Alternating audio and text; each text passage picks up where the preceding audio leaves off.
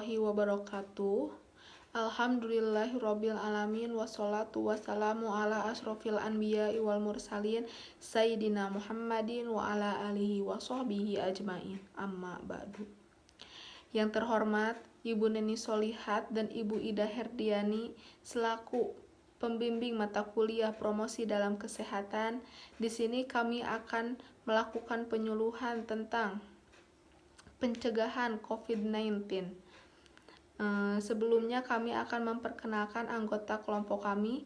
Yang pertama yaitu Riana Madania, yang kedua Alip Ramadan, dan yang ketiga yaitu Cindy Cantika Widiawati.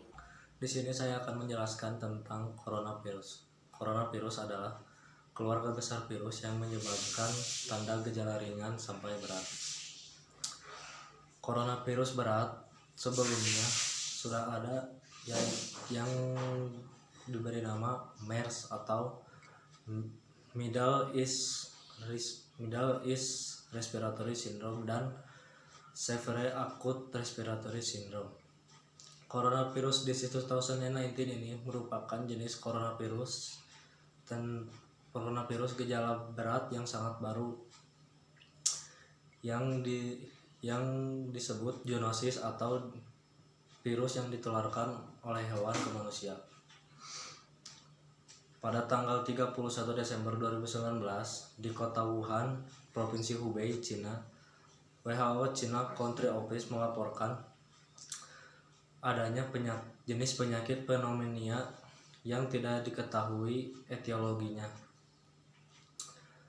Pada tanggal 7 Januari 2020, China kembali mengklarifikasi tentang jenis penyakit pneumonia yang tidak diketahui etiologi sebelumnya, yaitu disebut coronavirus disease 2019 atau disingkat COVID-19.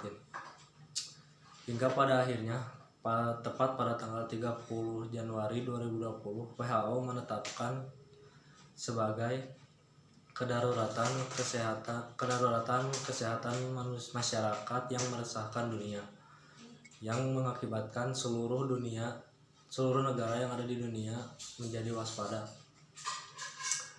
Pada tanggal 2 Maret 2020, Indonesia mencatatkan 2 kasus COVID-19. Sampai pada tanggal 25 Maret, Indonesia telah mencatatkan 790 kasus COVID-19 yang merupakan jenis penyakit dengan intensitas atau penularan yang sangat tinggi. Sebagai upaya untuk mencegah COVID-19, kita sebaiknya selalu menggunakan masker bila bepergian keluar rumah, tetap mencuci tangan dan kaki setelah melakukan aktivitas dari luar, serta menjaga jarak antara satu dengan yang lainnya. Yang selanjutnya yaitu cara penularan COVID-19. Yang pertama, orang yang terkena percikan cairan batuk ataupun bersin dari orang yang terinfeksi COVID-19. Yang kedua, berjabat tangan ataupun bersaliman dengan orang yang terinfeksi COVID-19. Yang ketiga, sering menyentuh mata, hidung, dan mulut sebelum mencuci tangan. Ada juga 6 langkah cuci tangan yang benar. Sebelum mencuci tangan, siapkan sabun atau hand sanitizer jika tidak menggunakan air mengalir. Yang pertama yaitu, tuangkan hand sanitizer dan ratakan di kedua telapak tangan. Yang kedua yaitu, gosok punggung dan sela-sela jari tangan kiri dengan tangan kanan dan sebaliknya. Yang ketiga yaitu, gosok kedua telapak tangan dan sela-sela jari. Yang keempat yaitu, gosok sela-sela jari tangan dengan mengunci. Yang kelima, gosok dan putar kedua ibu jari secara bergantian.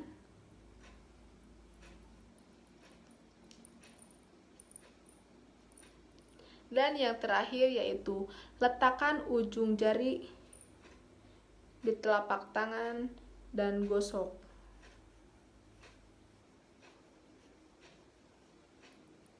Jadi apa saja sih bahaya COVID-19 ini? Yang pertama yaitu COVID-19 ini bisa merusak jalan pernapasan yaitu paru-paru dan akan menyebabkan sesak napas. Yang kedua, COVID-19 ini rentan menyerang kepada lansia, ibu hamil, orang yang suka merokok, sistem imun tubuh yang melemah, dan juga orang-orang yang mempunyai penyakit tertentu yaitu pneumonia, HIV/AIDS, dan lain-lain. Yang ketiga yaitu COVID-19 ini belum ada obat yang bisa menghilangkan infeksi COVID-19. Nah, jadi bagaimana sih cara pencegahan COVID-19? Yang pertama yaitu terapkan physical distancing ataupun social distancing. Ketika beraktivitas di luar rumah, jaga jarak sekitar 1,5 meter.